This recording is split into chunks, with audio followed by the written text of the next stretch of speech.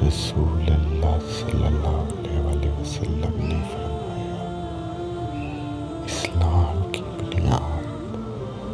5 چیزوں پر قائم کی گئی ہے۔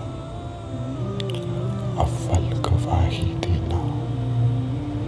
کہ اللہ کے سوا کوئی معبود نہیں،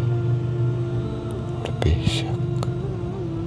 حضرت محمد صلی اللہ علیہ وسلم اللہ کے سچے رسول ہیں، اور نماز قائم کرنا اور زکوٰۃ ادا کرنا اور حج کرنا اور رمضان کے روزے رکھنا